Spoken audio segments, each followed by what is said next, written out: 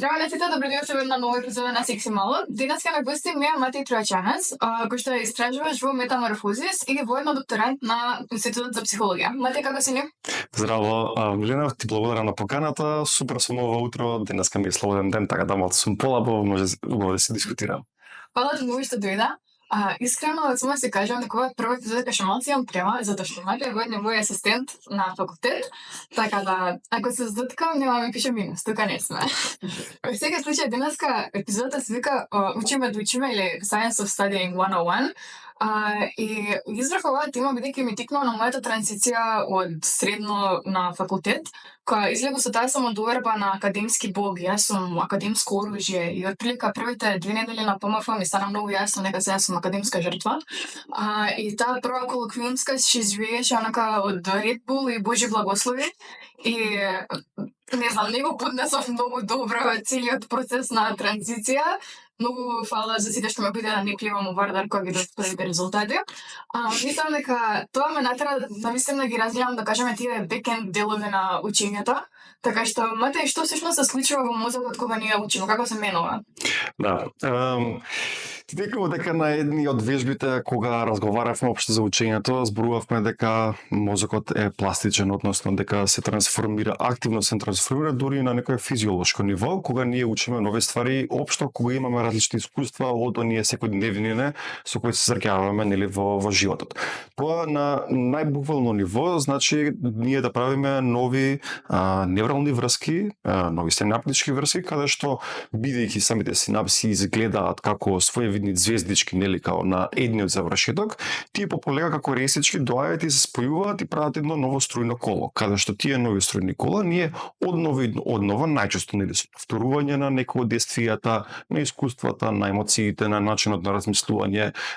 работење на меморијата, како и да е, се зајакнуваат. Буквално како мускули, ние со цело време вежбање однова и однова, ние ги повторуваме и како трева која однова и однова се гази и потоа се формира еден своевиден пат, така и на неврално ниво се случуваат тие промени, нови спојки, односно нови стројни кола. Фала ти многу, беше убаво долу мислам дека пристапно за сите. Секогаш да те прашам, која е улогата на сонот во процесот на учење? Да. Општо сонувањето и спиењето како нели свој, да кажам, некој поголем метаболички процес е многу битен затоа што тогаш на страна тоа што мозокот своевидно се чисти од некои од материите кои присуствуваат нели во неговата околина, се случува и консолидација на некои од нашите мемории, односно на некои од искуствата кои се ние ги имаме сретнувано на претходните денови или непосредно претходниот ден. И една од многу битните работи е многу битен биолошки процес, затоа што на страна нели од консолидацијата на меморијата нас ни треба и одморот за да може да ги имаме, да кажем, најосновната оперативна, да кажем, најосновниот оперативен модус на функционирање во едно општество каде што ние сме одморни, каде што ние имаме фокус, имаме мотивација, сакаме и можеме да се придвижиме кон одредена цел, значи тука зборам целта како да отидеме на факултет, да слушаме вежби или предавања, да отидеме да се социализираме, да отидеме во библиотека да учиме, значи да го почувствуваме, да ги почувствуваме, не знам, книгите, да почувствуваме атмосферата во библиотеката, сите тие сензорни информации, ние кои ги примаме во текот на денот, понатаму, нели, во зависност дали као ни требаат или дали тие пропратно се филтрираат самите себе си, понатаму со нели сонот и со спиењето тие се консолидираат и тоа е многу битно затоа што и така полека се, да кажам, се гради таа некоја наша кристализирана меморија понатаму која има, која може да ја користиме нели за враќање на некои од информациите и со нивно баратање и лесно споделување со другите луѓе или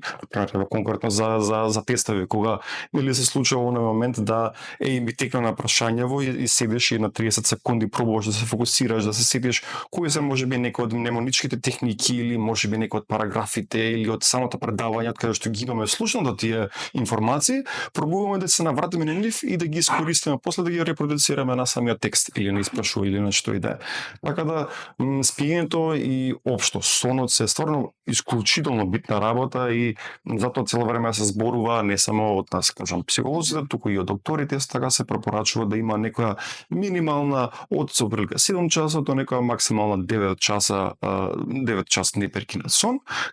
нели не буквално непрекинат, туку тие часови да се исполнети со одмарање, па макар и со дремење, за да може да ги поминеме тие некои да кажам биолошки процеси кои ни помагаат после за нормално функционирање. Фала ти многу што спомна консолидација, бидејќи што кажа тоа се случува во сон. Подразбира кога мозокот на некој начин ги репризира сите работи што сме виделе преди да сме ги научиле, за да може да се формираат тие неврални патеки. И за консолидацијата, кога истражував малку повеќе за ова, дознав за една крива на заборавање. Тоа е график кој што ни покажува дека доколку не го ревидираме знаењето, односно тоа што сме го научиле, во рок од една час забораваме 50%, од рок од 24 сати 70% и од рок од недела дена 90%. Така што првиот римјанин што рекол репетиција сматра студиорум е таква на сите науки. Да, во секој случај, освен на репетицијата и сонот, кои други фактори ни влијаат на учењето? Да. Една од многу честите, да кажем, многу чести феномени кои се споменува општо со учењето е мотивацијата, најчесто таа е некоја интерна мотивација. Бидејќи сите знаеме дека не секогаш се раѓаме генијалци, не ни одат сите предмети од рака, онака да може да ги поминеме без само со слушање на професорите, професорките и така натаму, за да може многу лесно поминеме. Зборувам тука не само академски, туку и уопшто во животот, седен да ни биде лесно. Знаеме дека има некои предмети кои не се тешки. Мене, например, као математика може би ми беше интересна во првите неколку години од средното училиште, но понатаму ми беше катастрофално. Да.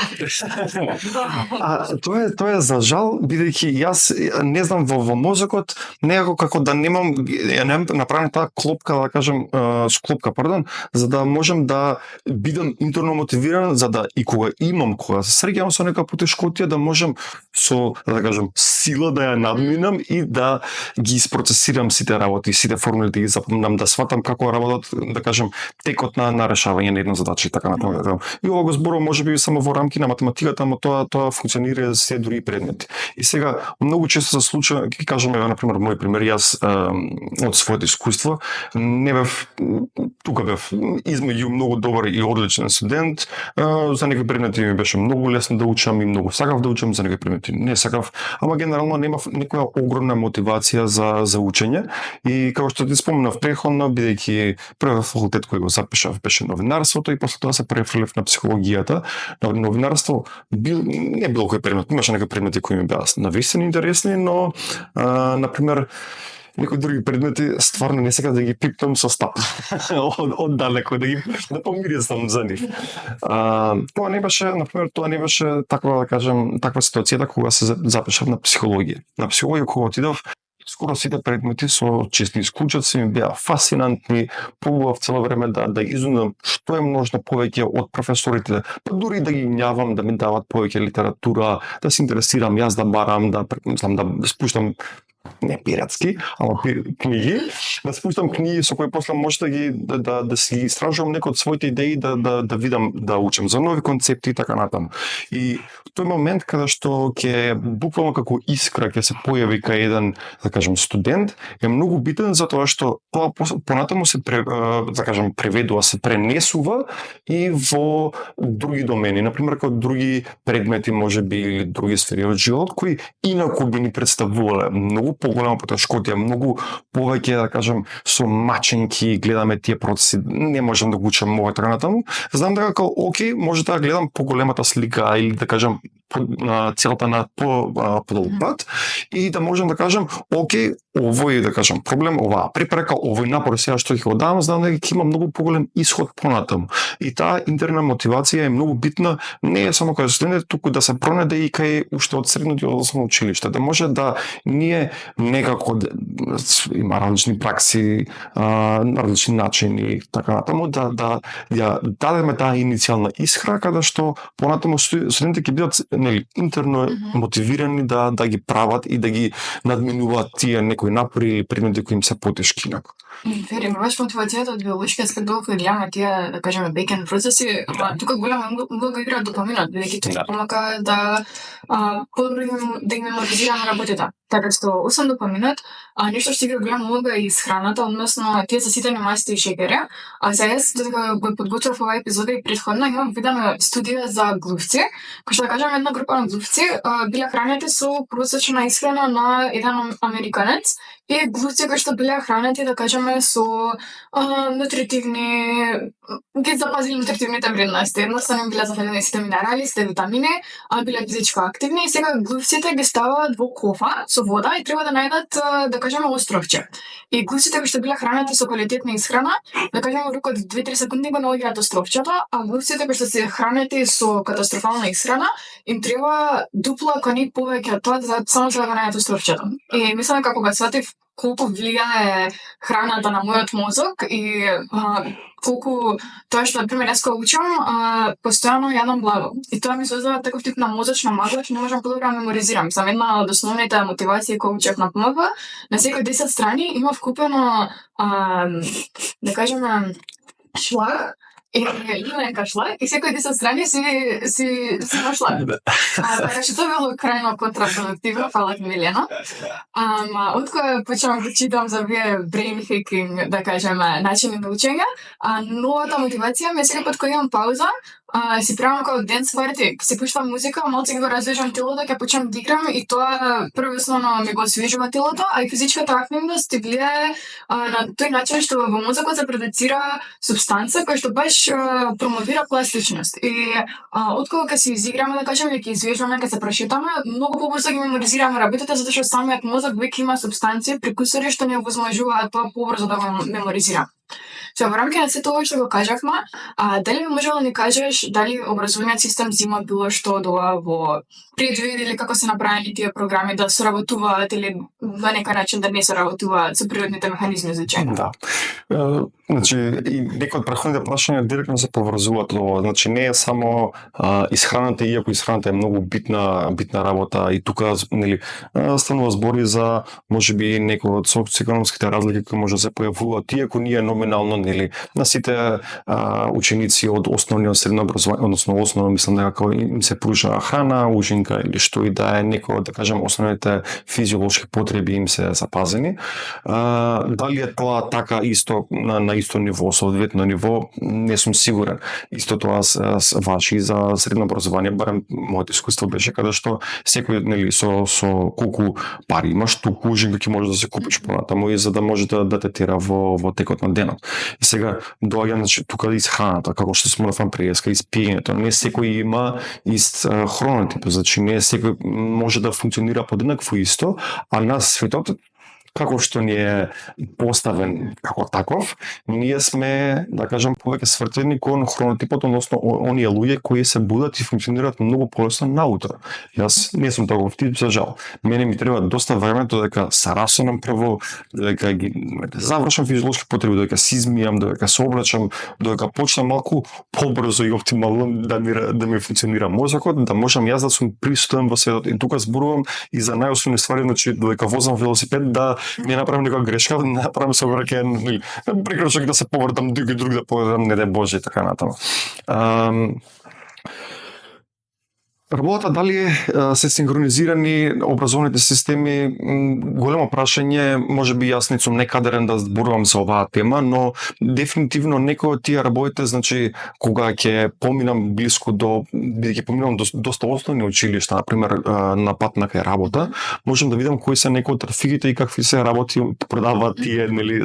на сами ученици. И тоа се, значи како што спомнати, брзи шеќери, заситени масти, блага, најразлични форми, гуми, некои црви, како гумени бомбони, што се прекрасни, да, пес бомбончија, лижавчиња, што и да не. Мислам, јас бев фасциниран бидејќи за волја на вистината,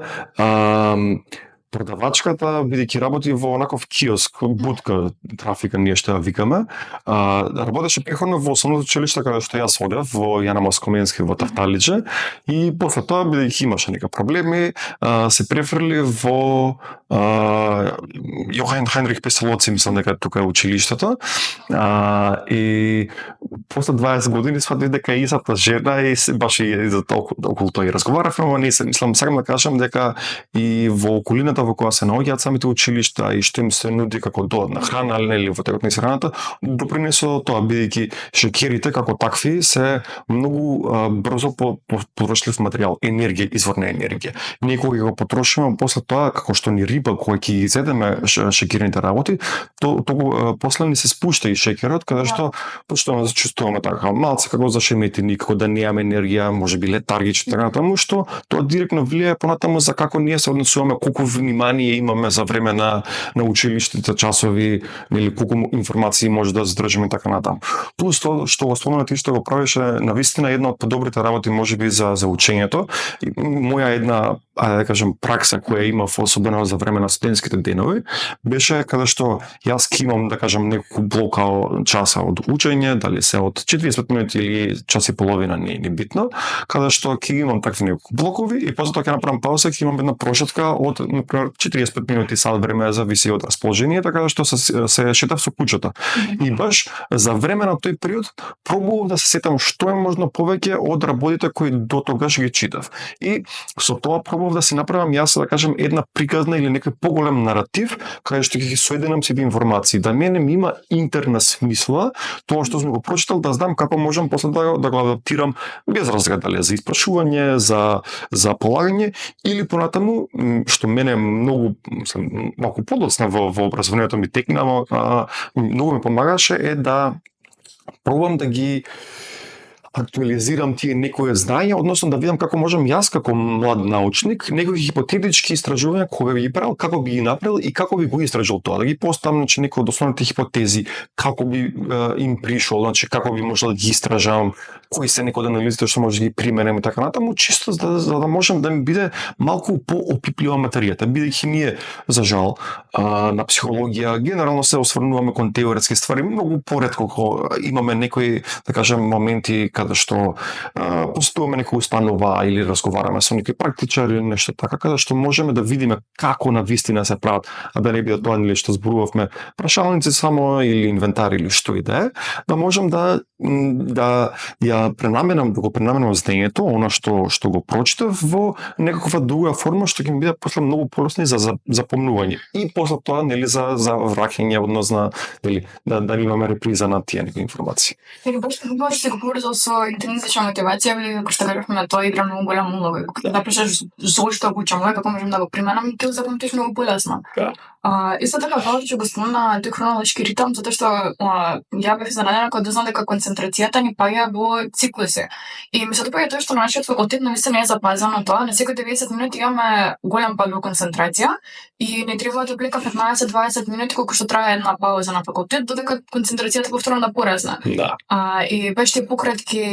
периоди кога што опаѓа концентрацијата на помала возраст, 45 минути, е запазено во основните училишта, така што ми се допаѓа што барам тоа и прилагодено и базирано на нешто што е биолошки издржано. И спомна дека ти си имал твои техники за учење, односно ова што кажа дека додека си се шетал, си пробувал да се присетиш за работите што претходно си ги научил, тоа е нели техника што се вика active recall или евоцирање на учењето. Освен тоа е нешто друго што си го употребувал текот на твоите студии, како техника. Една техника која употребував, која не сум сигурен дали мене ми одговараше, ама после тоа светив дека ми одзема доста време, ама од друга страна па и беше добар начин за да се ги повторам јас, нели повторно како некој од работите кои читав, е да првите неколку години тоа го правев рачно, после тоа го правев на компјутер, можеби не беше толку успешно, но буквално да ги запишувам сите работи кои ги читам на лист и си правев да кажам свои сижеа од информации, така да што имав дури смешно, беше малку, мене беше смешно, бидејќи генерално мене ми се подат многу дланките и кога пишувам знаев да оставам да кажам некои мрли на самите листови, па ќе се ставив крпче, дека си пишувам со крпчето ми нели спакираше, но тој момент на повторно на евоцирање на некоја, како што спомнети, некои информациите кои читаме и нивно повторување и баш со тие повторување особено затоа што бара многу концентрација, па дури нели координација меѓу раката и окото, да ги запишеш физички само некои работи, тоа барем мене ми помагаше да можам после тоа да си ги запомнам подобро информациите. Подвлекување се разбира, но Викам зашто преска спомнав дека барем мене многу ми помагаше е тој момент да ги филтрирам и да си ги направам кохерентни некои од идеите и информациите во мојата глава е затоа што заборавив да го споменам. Ние како битија, да кажем, како биолошки битија, ние со нашите сетила, сите сетила кои ги имаме, примаме цело време информации. Значи, цело време не се исклучуваат, можеби се намалуваат, можеби нашиот фокус е на едно или на друго, но никогаш не се исклучени. Значи, доколку сега јас ти кажам дали ги чувствуваш можеби чорапите на своите стапала или го чувствуваш јазикот во својата уста, стануваш свесен за истиот и сваќаш дека као примаш информации, свесен се за нив. За дали има некаква бучава или не во нашата околина, за колку е светло надвор или не е светло, дали ми прекрои стомакот дека сум гладен и немам доручкувано или ми се пие кафе или што и да е. Сите тие некои сензации ние, умот, ни ги филтрира на начин каде што ни ги избира само најбитните во дадениот момент. И со тоа што јас кој искачам и намерно сум фокусиран исклучиво само на враќање и на бирање на информациите на ние што ги имам слушното, тоа мене ми беше една од најдобрите, мислам затоа спомнав, прво едно од најдобрите начини да се ги запомнам информациите кои се битни за нели за понатаму за кој да е цел. Баш се правил и шеми такви мозачни мапи затоа што на тој начин си ги поврзуваш претходните предзнања со идните и се формира на целосна мрежа понатаму те движи. Да, извини ќе да прекинам само и тоа што го спомнав и никогаш да не е, барем мене тоа исто така многу ми помогна, никогаш да не ги гледаме, значи изолирано предметите кои ги слушаме во дадениот момент, да не ги гледаме изолирано во вакуум. Тие постојат во склоп на институт на научната програма нели која се споделува, односно образовната програма на факултетот и така натаму, и цело време да се баре интерконекции како се поврзани едната со другата. Значи, без разлика дали ние живееме во Македонија во 2025 или живееме во Македонија во 1980 или живееме на некој друг континент каде што има подобра или полоша инфраструктура, цело време да ги гледаме некои од околинските, значи срединските фактори кои нас ни помагаат. Значи тоа како што спомнавме преска, социоекономски ставови, дали сме дел од некоја можеби маргинализирана заедница, колку сме имале пристап или привилегија за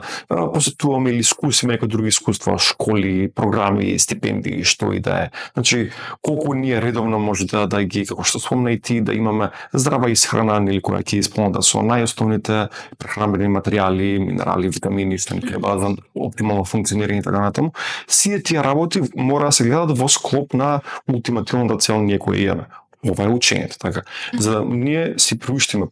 што е можно подобра средина, значи ако некому е полесно да учи во библиотека, каде што е присутен со други луѓе, каде што може на 15 минути да се направи пауза, ама после тоа 50 минути да е фокусиран конкретно материјата, што и да е, да си ги најдеме оптималните работи кои нас ни помогаат да се стигнеме со новите знања, со новите информации. Да, и баш како што кажа, учењето има и социјална компонента, една од најефикасните техники е фреймент техниката, односно тоа што сме научили да го објасниме на некој. Ако сме во библиотека, ако учиме група, или во мојот случај многу природно тоа да објаснувам хемија на цел клас. Моментот кога ќе објасниш нешто на некој друг, ти всушност сам во себе си ги потврдуваш основните поеми, главните механизми и кога ќе го објасниш што некој друг ќе го слушнеш како ти го кажуваш на глас, многу полесно ти останува во глава. Исто така за сите тие ова е више учење кога имаме време, а за сите што оставаме до последен момент и работиме стрикно под притисок и паника, има исто помодоро техника, односно ставаш тајмер, да кажеме 25 минути,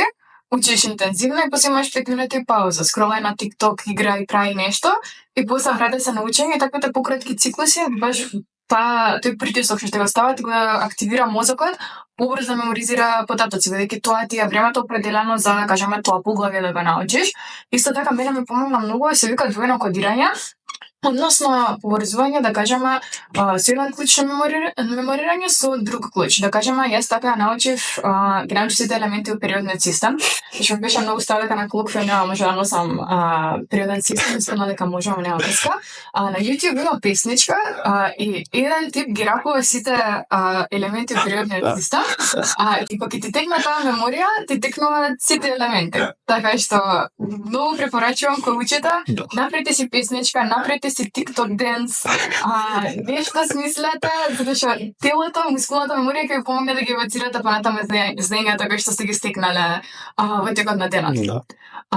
Исто така, во нашата генерација многу е присутно користењето на AI или вештачка интелигенција во учењето, меѓутоа имам прочитано многу поделени ставови. Така што како конкретно смяташ дека ти треба да биде улогата на оваа вештачка интелигенција во учењето? Да.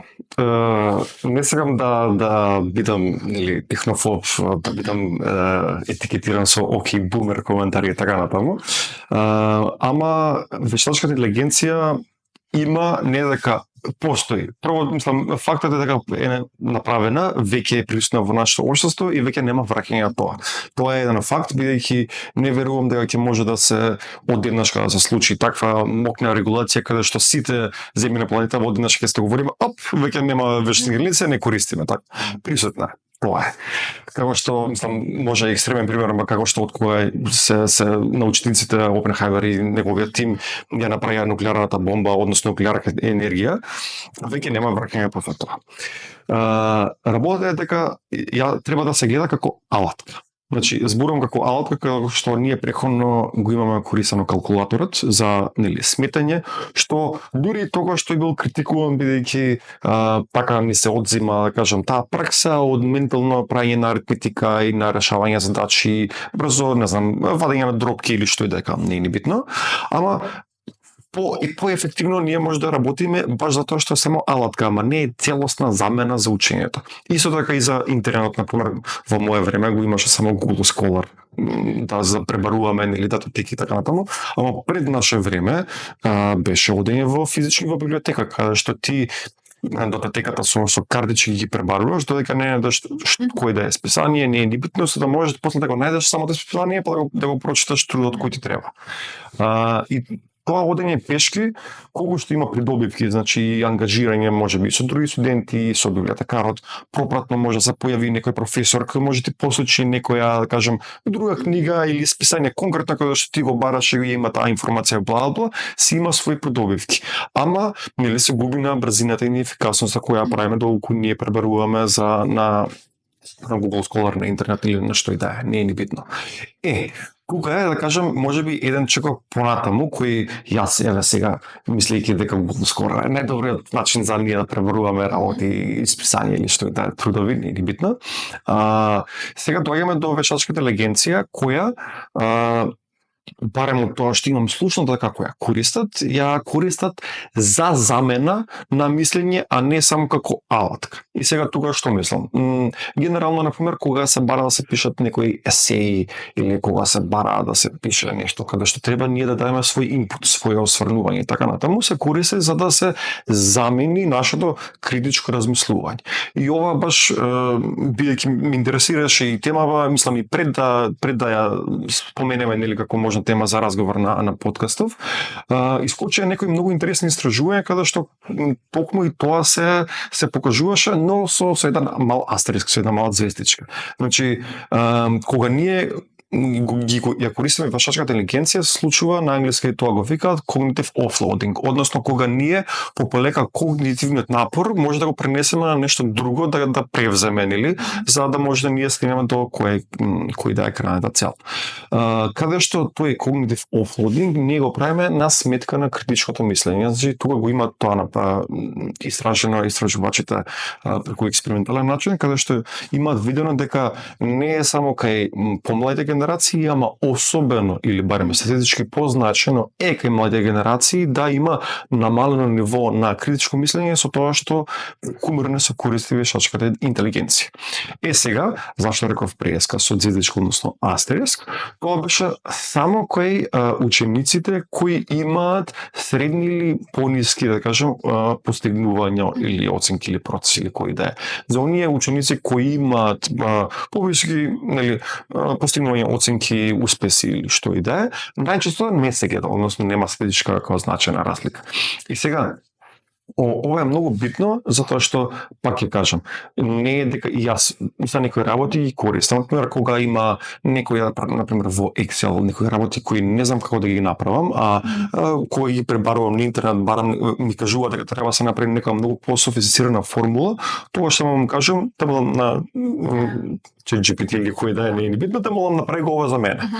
Ама, се уште бидејќи таква ми е работа која работам, бара од мене јас да пребарувам и да баратам со голем број информации, голем корпус на да можам да проценам што е точно, што не е точно, што е да кажам со некој наратив или можеби нека пристрасност или заради изворот за да јас да имам да кажам некаква предрасуда дали позитивна или негативна код изворот не е ни битно. Повторно ги вклучувам, да кажам, тие некои когнитивни елементи, за да можам да дадам некаков суд, пресуда. И тоа го правам свесно. Ова ми е, пак ги кажам, можеби јас грешам, можеби јас, пак ги кажам, сум од постарите генерации, поинеко размислувам, ама мислам дека треба да се користи само како алатка, а не како замена, бидејќи тоа е целата работа, кога имаше многу, мислам, како се вика, TikTok видео на Instagram, Reels. Имаше еден добар Reels, мислам, доста критичен, кој можеби не се согласен целосно, ама поедното држи дека ние сега како, да кажем, корисници на некои од овие алатки за вештачка интелигенција, ги храниме цело време со нови информации и цело време тие за нас до некаде размислуваат, продуцираат, прават така натаму, и видеото велеше дека после некое време со тоа што ние одвојуваме по некој во други случаи некои плаќаат за таа посилна услуга, подобар модел или како дека не е ни битно, ние активно плаќаме за алатки кои понатаму е многу голема шанса да ни ги заменат некој или да ги заменат работните места кон кои ние целиме понатаму во иднината, што има многу поента затоа што повторно ќе кажам, работа е ние да најдеме нешто што ќе ни го олесни животот, нешто целосно ќе го замени нашиот живот. И тука имаше многу, да кажам, по социјален аспект, имаше некои многу интересни други истражувања кои ги сретнав, каде што се користеа, конкретно разгледуваа истражувачите за како се користи вештачка интелигенција во рамки на социјализацијата, односно колку тоа некоја чувство на осаменост, особено што е доминантно во западниот свет, е присутно кај младите. И сега баш истражувачи викаат дека доколку се користи за од време на време да се направи некој разговор или да се побара некој совет или што и да е, во некоја многу мала мера користењето на алатките имало позитивен придонес да се чувствуваат помалку оттуѓени некои од испитаниците. Ама во другите случаи каде што тоа е, да кажам, една од основните столбови на нивната социјализација, користењето на вештачка интелигенција, каде што премногу се подпира, каде што таа изолираност е многу повидлива и каде што имаат многу помалку социјални интеракции во реалниот живот, тоа покажува дека користењето на вештачка интелигенција уште толку го проработува тоа чувство на оттуѓеност, на осаменост, натаму и целосно влошување на менталното и на психосоцијалното здравје на младите луѓе. И за жал е како и доста други работи е мач со две острица. Значи треба да бидеме многу внимателни како го користиме, зашто ги користиме овие алатки. Затоа што на крајот на денот се смееме да има некаква, не знам, електромагнетна експлозија каде што ќе ги спржи сите процесори на светов. Јас ќе знам дека утре ако некој со Гутенбергова преца ми направи некој вестник и го прочитам, знам како критички да го анализирам. И веќе јас ги имам стекнат, да кажам, како тие некои вештини, тие некои знаења за како да размислувам за тези, како да поставувам нови прашања, како да ги одговарам исти, така натаму, како да пребарувам информации, како да издвојам клучни информации од одреден текст. Што јас го имам поминато, ама за мене ми е, да кажам, можеби некој страв дека некои од генерациите кои ги немаат стекнато тие вештини или тие знаења, дека сега можеби прекуморно се подпираат на овие алатки кои нема да им помогнат како да се надзенат. И сега уште едно истражување ќе споменам што беше така малку ми остана во сеќавањето, е каде што некои истражувачи пробале да инкорпорираат, не знам точно кој модел за вештачка интелигенција конкретно во образовниот систем. Каде што наместо да е само продуцирање на одредена содржина како есеи или решавање на математички задачи или што и да е, пробувале моделот го имаат истренирано или барем така го имаат поставено да има интеракција со самите ученици, да преку оној сократовски метод да поставуваат прашања. Што мислиш ти како би се стигнал до одговорот на ова прашање или како ти би постапил да го решиш ова и ова и ова? Или што мислиш како ти би ги споил овие две информации, каде што со да кажам таа риторичка алатка каде што ги подбуцнува, ги можеби на некој начин ги натерува самите корисници, односно ученици во овој случај да размислуваат, се гледа дека има некаков бенефит. Ама ова се сепак многу рани фази на користење на таа алатка каде што треба свесно некој кој да е родител, наставник, директор на училиште или што и да разговара отворено со учениците и да им каже како да ги користи, ама дали тоа ќе се користат, дали тоа ќе биде колку ќе биде тешко или лесно за имплементирање е голем знак прашања. Ама пак ќе кажам, многу одмерено и во многу исклучиви ситуации мислам дека е добро да се користат овие некои алатки, ама не прекумерно, не за сите работи, затоа што самите се осиромашуваме кога се базираме исклучиво на нив. Беше начинме темата затоа што освен што го намалува критичкото мислење и целата социјална компонента, сепак е многу присутно. Сам беше кој истражував од 86 до 92% од студентите го користат, да кажам стрикно беше истражувањето за ChatGPT,